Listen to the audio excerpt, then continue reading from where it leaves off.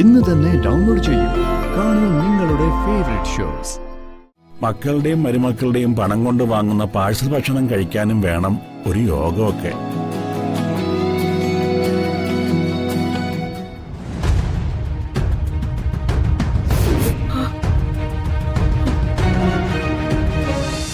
പരസ്പരം സങ്കല്പിച്ചിരുന്ന കാലം, ആ കാലത്തിന്റെ തുടുപ്പുകൾ ഇപ്പോഴും അനുഭവപ്പെടുന്നത് പോലെ. അന്നത്തെ മാധവനും ചന്ദ്രയ്ക്കും ഇന്ന് ജരാനരകൾ ബാധിച്ചു എന്ന് ഓർമ്മ വേണം.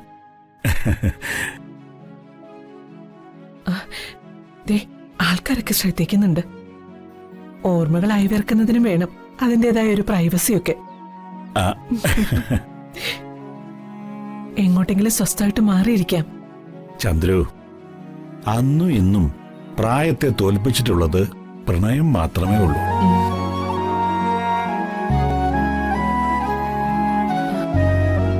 എന്താ ഇത് ഏത് ഷർട്ട് ഇട്ടിരിക്കുന്നേ? പ്രകാശന്റെ ആണോ? അല്ല, വയസ്സാം കാലത്ത് ഇതൊക്കെ ഇട്ടപ്പോ ഒരു ചെറുപ്പക്കാരനെ പോലെയുണ്ട്. ആദ്യം ഷർട്ട്, പിന്നെ മകന്റെ യൗവനം പുരാണത്തിലേതുപോലെ കടം വാങ്ങിക്കുന്ന അച്ഛനാകും എന്റെ മാധവേട്ടൻ. നന്നായി. ചാവാൻ കിടക്കുന്നു, തൊണ്ട നനയ്ക്കാൻ കുറച്ച് വെള്ളം താ എന്ന് ചോദിച്ചാ ഒരു തുള്ളി വെള്ളം തരാത്ത നിന്റെ മോന അച്ഛന് യൗവനം കടം തരുന്നത്. ദേ വേണ്ട, എന്റെ മക്കളെ കുറ്റം പറയണ്ട. അവരുടെയൊക്കെ സ്വഭാവം കണ്ടിട്ട് എനിക്ക് അവന്മാർ എന്റെ മക്കൾ തന്നെയാണോ എന്ന് വരെ സംശയമുണ്ട്. ദേ മാധവേട്ട, വേണ്ട. അയ്യോ ഇല്ലേ.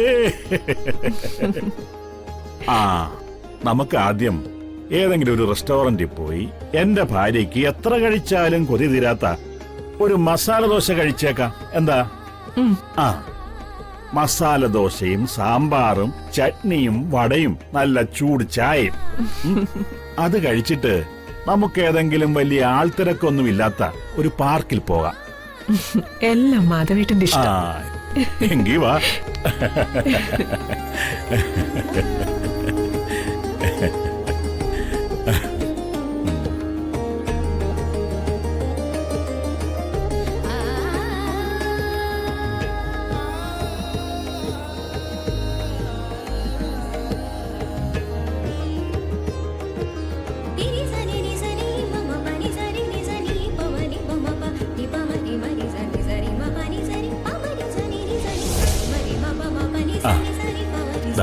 അങ്ങോട്ടിരിക്കാം.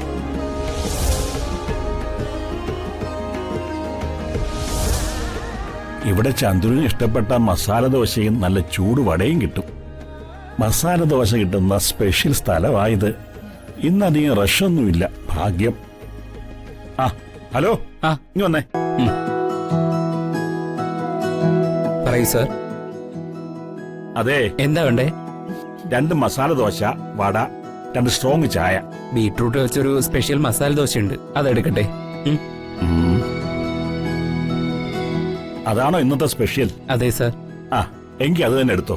ശരി സർ. മസാല ദോശ കഴിച്ചിട്ട് ഒത്തിരി കാലായി. ഭക്ഷണത്തിന്റെ രുചിയും മണമൊക്കെ മടുത്തിരിക്കുക. എന്നാലും റെസ്റ്റോറന്റിലെ കാറ്റടിച്ചപ്പോ വല്ലാത്ത താല്പര്യം. കാശ് എടുത്തിട്ടുണ്ട്. ചന്ദ്രുവിന് ഇഷ്ടപ്പെട്ടതൊക്കെ മതി വരുവോളം കഴിക്കാം. അല്ല, ഹരിതയ്ക്ക് ഹോട്ടലിൽ നിന്ന് പാഴ്സൽ വരുത്തി കഴിക്കുന്ന ശീലമുണ്ടല്ലോ. എന്താ, പുതിയ വീട്ടിൽ പൊതുവെയായപ്പോ ആ ശീലമൊക്കെ മാറ്റിയോ? വരുത്താറുണ്ട്. ഹരിതയും മനോജും ഇരുന്ന് കഴിക്കാറുമുണ്ട്. ഞാൻ അതിലൊന്നും ഇടപെടാറില്ല മാധവേട്ട. അവരായി അവരുടെ പാടായി. ചന്ദ്രുവിന് അവര് വരുത്തി കഴിക്കുന്നതൊന്നും തരാറില്ലല്ലേ? അല്ല, അത് പിന്നെ ഞാൻ പാഴ്സൽ ഫുഡൊന്നും ആവശ്യപ്പെടാറില്ല. അതുകൊണ്ട് കിട്ടാറുമില്ല. അത്രേ ഉള്ളൂ. ഈ പാഴ്സൽ ഫുഡൊന്നും ആരോഗ്യത്തിന് അത്ര നല്ലതല്ല. മക്കളുടെയും മരുമക്കളുടെയും പണം കൊണ്ട് വാങ്ങുന്ന പാഴ്സൽ ഭക്ഷണം കഴിക്കാനും വേണം ഒരു യോഗമൊക്കെ.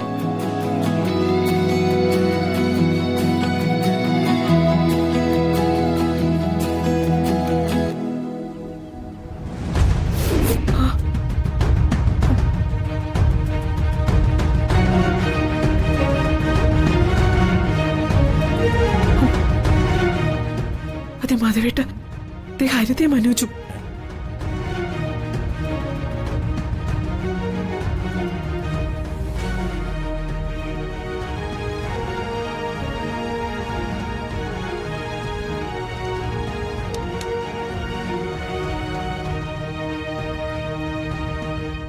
ക്ഷേത്രത്തിൽ പോയിട്ട് വരുന്ന വഴി അവര് ഭക്ഷണം കഴിക്കാൻ കയറിയതാ. നമ്മളെ കണ്ട പ്രശ്നമാവും. എന്ത് പ്രശ്നം? നമ്മൾ ഫുഡ് ഓർഡർ ചെയ്തതല്ലേ, കഴിച്ചിട്ട് പോയാ മതി.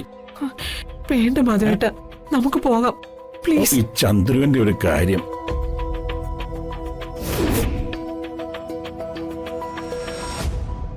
ഞാൻ പറയുന്നൊന്ന് കേക്ക് മാധവേട്ട, നമുക്ക് പോകാം.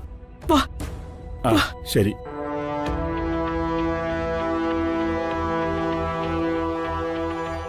അതെ, ആ ഓർഡർ ക്യാൻസൽ ചെയ്തേക്ക്. എന്താ സാർ? അർജന്റായിട്ട് ഒരു കോള് വന്ന്, അതാ. ഓ, പോയിട്ട് തിരിച്ചു വരാം. Okay sir, by.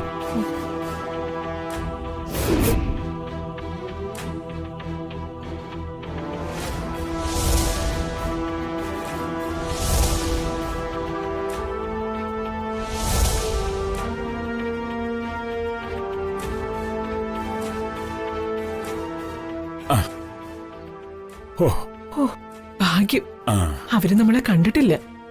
ഇത്ര പെട്ടെന്ന് ക്ഷേത്രത്തിൽ പോയി അവര് മടങ്ങി വരുമെന്ന് തീരെ പ്രതീക്ഷിച്ചില്ല. എന്തായാലും അവര് വീട്ടിലെത്തുന്നതിന് മുൻപേ എനിക്ക് അവിടെ എത്തണം, അല്ലെങ്കിൽ അത് പ്രശ്നമാവും മാധവേട്ട. ധൃതി വെക്കാതെ, നിനക്ക് ഭക്ഷണം കഴിക്കണ്ടേ? വേണ്ട, ഓർഡർ ചെയ്ത ഭക്ഷണം കഴിക്കാൻ കഴിഞ്ഞില്ലല്ലോ, അപ്പോഴേ മനസ്സുമടുത്തു. ചന്ദ്രു, ഭക്ഷണം ഉണ്ടാക്കുമ്പോ അതാര് കഴിക്കണമെന്ന വിധിയും അതിനൊപ്പം ഉണ്ടാവും. നമ്മൾ ഓർഡർ ചെയ്ത ഭക്ഷണം നമുക്ക് വിധിച്ചിട്ടുള്ളതല്ല, അതാ കഴിക്കാൻ പറ്റാതെ പോയത്. ഭക്ഷണം കഴിച്ചില്ലേലും കുഴപ്പമില്ല, മാധവേട്ടൻ പറഞ്ഞതുപോലെ അതിന് വിധിച്ചിട്ടുള്ളവര് കഴിക്കട്ടെ. ഹരിത നമ്മളെ കാണാത്തതിലാ എനിക്ക് ആശ്വാസം. ഭക്ഷണവും അത് കഴിക്കാനുള്ള തലയിലെഴുത്തും ഹരിതയ്ക്കും മനോജിനും ആയിരിക്കും. അല്ല, നമ്മൾ ശ്രദ്ധിക്കാതെ വിട്ടുകളയുന്ന ദൈവത്തിന്റെ ചില വികൃതികളെ കുറിച്ചാ ഞാൻ പറഞ്ഞത്. അതൊന്നും കേൾക്കാനുള്ള മാനസികാവസ്ഥയിലല്ല ഞാൻ. മനോജും ഹരിത എത്തുന്നതിന് മുൻപ് എനിക്ക് വീട്ടിലെത്തിയിരിക്കണം മാധവേട്ട. മനോജും ഹരിതയും നമ്മുടെ മോനും മരുമോളും അല്ലേ, അല്ലാതെ രക്ഷകർത്താക്കളൊന്നും അല്ലല്ലോ. അതെ, പേടിക്കാതെ തഞ്ചപ്പെട്ട് നിൽക്ക് ചന്ദ്രു. ഇനി എങ്ങോട്ടാ പോന്നേ? എങ്ങോട്ടാ ചന്ദ്രു പറ. മാധവേട്ടൻ തന്നെ തീരുമാനിച്ചാ മതി.